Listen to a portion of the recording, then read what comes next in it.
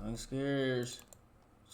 Selling scares. Their primary focus is to educate new and inexperienced hunters, and most of their content follows a very similar format built around that purpose. Their videos show the hunters going to different locations, finding the game, and usually completing the hunt by the end, all while explaining their thought process at each step in detail.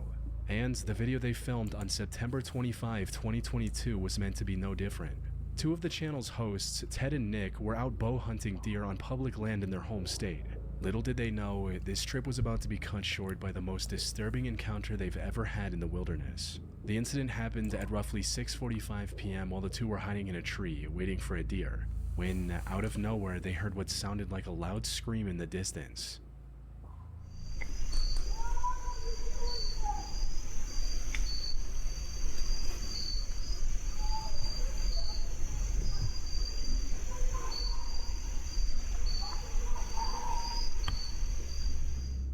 It was too distinctly human to be coming from an animal or something similar. And while this was plenty terrifying on its own, it was only the beginning of a much more haunting sequence of events. Because not only did the screaming continue for the next 30 minutes, it got closer.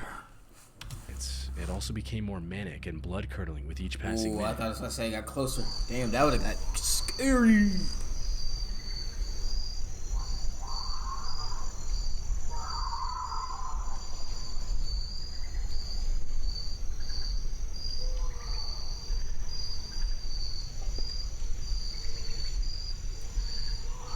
You know what's crazy? These niggas. Things only became. Bro, shit. This is believable because who the fuck is staging some shit like this? This would be the sound of several gunshots out of all of them would be most believable.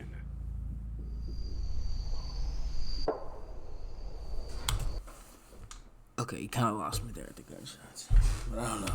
Probably. I don't know.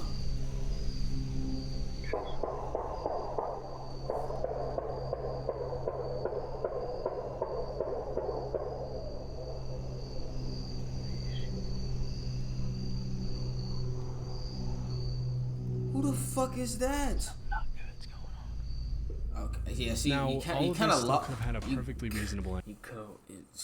I'm lost here. I don't think it's real no more. Explanation. Maybe the person screaming was being chased by a predator like a black bear and used their firearm in self-defense. However, what made this explanation unlikely were the few coherent words that could be heard in between the screaming, with the voice yelling for help and saying phrases like, "I hate you." See, that's what I'm saying. Nigga like me would have heard that shit. I would have got out of that tree and went the opposite way, fam. I'm going back to wherever the fuck my truck is. I'm getting the fuck out of there. I'm not sitting here listening to this shit. He walking around carrying, let's say it's a body. God damn this bitch. What the fuck? He's gonna see your ass in the trees? He has a gun. It sounds like a rifle. He's gonna pop your ass out that fucking tree. Then guess what? You're another body on his list. The voice became even more disturbing after the gunshot. I'm just telling the truth. Shots, shouting what sounded like, "Somebody help, you effing killed her," and other disturbing phrases. Because they are deep in the woods, so he can go deeper. Oh, what the fuck? I didn't hear that. Never mind. Woo.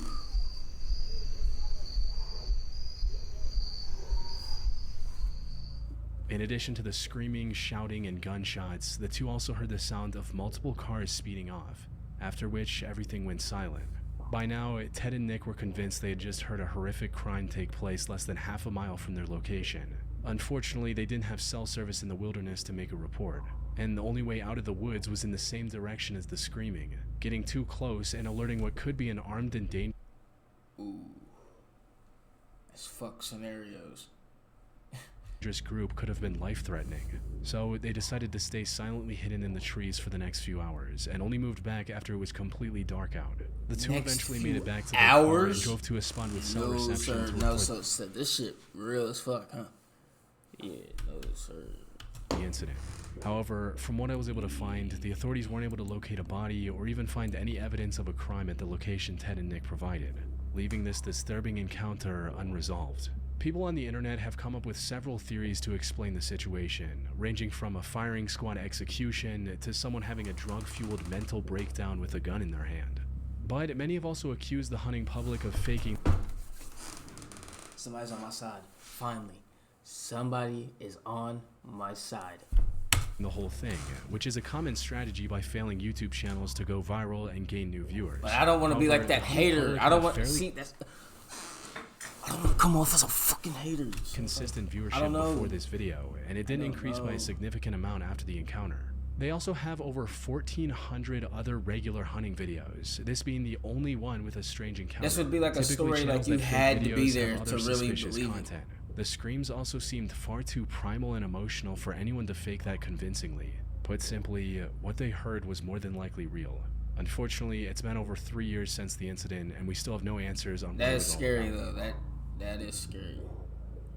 Damn. You know how every year around this time the temperature drops, everyone around you starts coughing, all of it. But I also think side where you instills in typical way to skip chill is in no is Hunter 2022, a bow hunter from Michigan named Brendan Fitzpatrick was camping alone inside his hunting blind, waiting for a deer to pop into view. When suddenly he was startled by a voice he didn't recognize. You're not Brendan paying looked me, outside so to see me a who deal. it was I'll and keep you in came the video. face to face with an angry-looking man pointing an AR directly at him. Brendan tried to explain the situation, then an angry-looking recognize. Brendan looked outside to see who it was and came face to face with an angry-looking man pointing an AR directly at him. Brendan tried to explain the situation, but the man wasn't willing to hear any of it and kept becoming more and more hostile. I'm out there right now. All right. But I just want to show you kind of why we're here. We pay good money to hunt this property. We've been hunting it for years. No, you ain't been moving for years. I've been here 8 years. Do you live on this property right here? Sir, you're not listening to me. I'm not. I just want to talk to you. I'm sorry. He then told Brendan to put his phone down and said what can only be interpreted as a threat. Put your phone down. You have an AR in front of me. I'm scared. Put your phone down. Dude, I'm scared now. Okay, well, it's going to be more scary. Put your phone down. Are you attacking me? No, sir. No, sir. No, sir. I'm hunting. I'm hunting with. Drop your phone. Oh my God. Phone. Sir, I'm bow hunting. I don't have any guns on me. I know that. Him saying, "Are you attacking me?" while Brendan was doing everything in his power to cooperate and stay calm, came off as him looking for an excuse to open fire and claim self-defense later. He also kept ordering Brendan to get out of the area while repeatedly threatening him with his gun and his aggressive-sounding dog. Brendan explained that he wasn't trespassing, and that the land he was on was legally leased for bow hunting, which was true and was something he and his family had been doing for multiple years. However, despite getting a reasonable explanation, the man refused to accept any of it and kept trying to intimidate Brendan. What made the encounter even more unsettling for Brendan was that the man refused to even state his name, making it clear that he had no interest in a civil conversation. Not only that, but he also name-dropped Chai Vang when threatening Brendan, a violent criminal who took the lives of 6 people and injured 2 more members of a hunting party in 2000. The man refused to even They identified this nigga? What made the encounter even more unsettling for Brendan was that the man refused to even state his name, making it clear that he had no interest in a civil conversation. Not only that, but he also name-dropped Chai Vang when threatening Brendan, a violent criminal who took the lives of 6 people and injured 2 more members of a hunting party in 2004. Put simply, the man was insinuating that he was willing to do the same to Brendan if he didn't comply. Fortunately, Brendan was able to stay composed enough to not aggravate the man any further and live to see another day. Brendan later tried to press charges against the man, but the police weren't as helpful as he'd hoped. They essentially told him that he didn't have enough evidence to start a criminal case against the man and left it at that. However, that wasn't even the end of it, because a year later, on November 25, 2023, Brendan's brother encountered the same man while hunting in the area. Nigga, don't go out there again. He's obviously out there waiting. Why would you go right back? Prior, he made sure to position his tree stand more than 150. Or at least bring a gun with you, even though you're bow hunting. Still bring a fucking gun. 50 yards away Just from for the that site reason. of the original confrontation. But for some reason, the man became even more hostile than last time and directly opened fire without saying a word. Luckily, none of the shots actually hit Brendan's brother, and he was able to leave the area without getting injured. However, according to Brendan, the authorities didn't file any charges against the man yet again, citing the same lack of evidence. Though, people online suspect that the perpetrator might have connections at the local police department, allowing him to threaten the lives of innocent people and not face any consequences. The only silver lining in this disturbing case is that no one was actually hurt.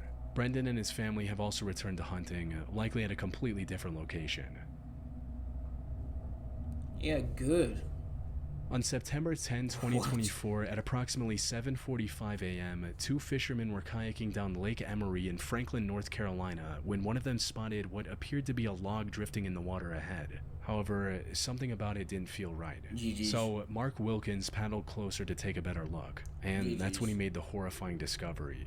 It wasn't a log at all. In reality, he was staring at human remains that had likely been in the lake for multiple days by that point. He was still a bit unsure and thought that maybe it was some Halloween decoration that had found its way into the lake. But the closer he got, the clearer it became. The remains were certainly real. And after taking a couple of minutes to calm his nerves, Mark dialed 911 and told them about his discovery. I am fishing on Lake Emery and I have come across a dead body. Are you in the water? Yeah, I'm sitting here looking at it.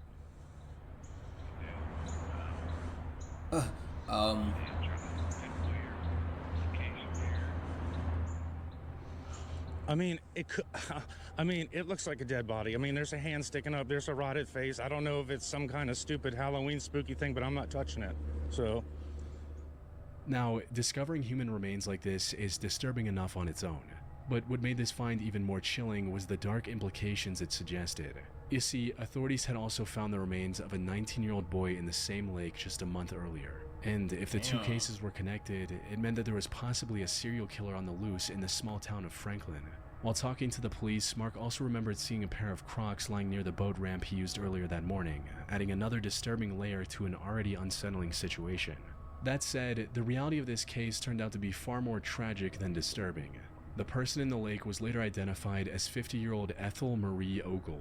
According to the official reports, there was no foul play involved in her death. At first glance, So she... Yeah, or she... like, accidental? duck There's hunting no seems like foul one of play. the safest hunting styles out there, especially since it doesn't require hunters to spend any time deep in the wilderness, where running into angry predators like bears or bobcats is a constant concern. However, duck hunting, know what I mean just by like most yeah. other outdoor activities, comes with its own set of risks. Is she? Something Yeah. Ethan from the Lucas Reinsch YouTube channel became well aware of in November 2020. He was out hunting ducks with a shotgun early in the morning while the sun was barely up. After staking out on a beach for a few hours and waiting for the ducks to gather, he found a target and managed to shoot it down. The duck fell a bit too far into the water, but without a boat, his only option was to wade into the water to retrieve it. And that's when everything went wrong. Ethan had plenty of duck hunting experience under his belt, but he wasn't completely familiar with this particular lake and didn't know about What is it, that marsh shit where you sink into it? the sharp drop-off a few feet off the shore. So as he got closer to the duck, the ground suddenly dropped off from under his feet, leaving him struggling to Oh, stand. his boots or whatever. Oh, is it his... Ooh, let me try to guess. His gear filled up with water, and it weighed him down. afloat. That happens a lot. He also knew how to swim, but that wasn't as big of a help as he'd hoped it to be. The biggest issue at hand were his waders. They became filled with water, sinking him deeper while also making it near impossible to move in the water. Under normal circumstances, staying afloat is Honestly, relatively you can't easy really for take 'em anyone off who knows that what they're fast. doing. However, water-filled waders make this otherwise simple Yeah. task infinitely more difficult, as drowning becomes a stronger possibility with each passing second. To make matters worse, the water Ethan was in was also extremely cold. Even if he could stay afloat with heavy waders, he still risked contracting hypothermia and passing out before drowning. The cold water was also tensing up his muscles and making it difficult to keep moving. And to top it all off, he was also completely alone on this trip. Having someone with you on any nature expedition increases the chances of survival exponentially. Even if a partner isn't able to help directly, they can at the very least call for help. Ethan, however, didn't have that option. All he could do was keep his calm and keep swimming toward the shore with all his energy. Fortunately, this worked. After a brief but intense struggle, he was able to find the underwater ledge and make it out relatively unharmed. And while his determination and level-headed approach certainly helped, his surviving the incident was nothing short of incredibly lucky. Yeah, I'd go home after that. Ain't no more duck hunting. In May Fuck 2017, that. I'm going 44-year-old home. Richard Wesley was out bow hunting in Fuck Ontario, that hobby. Canada, when he suddenly came face to face with the last animal you want to see in the wilderness, a bear. He initially tried to lay low in the bushes and hoped the bear would walk away without noticing him. These niggas got incredible sense of smell, my boy. He smelled a beef jerky on your breath before it hit your nose.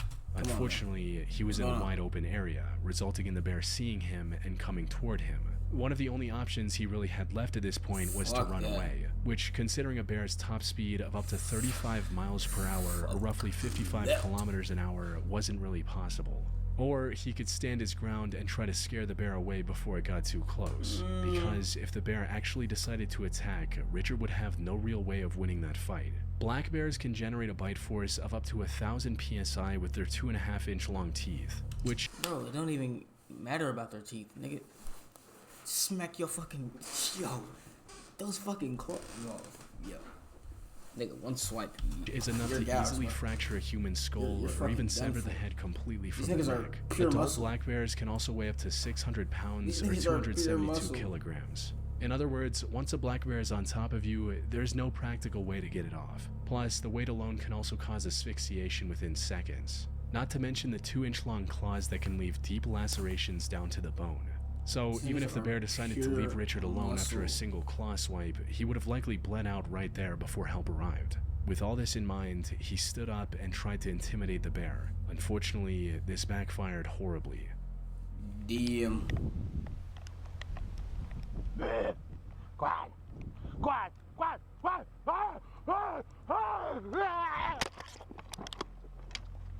Instead of running away, the bear lunged at Richard and slammed into the ground.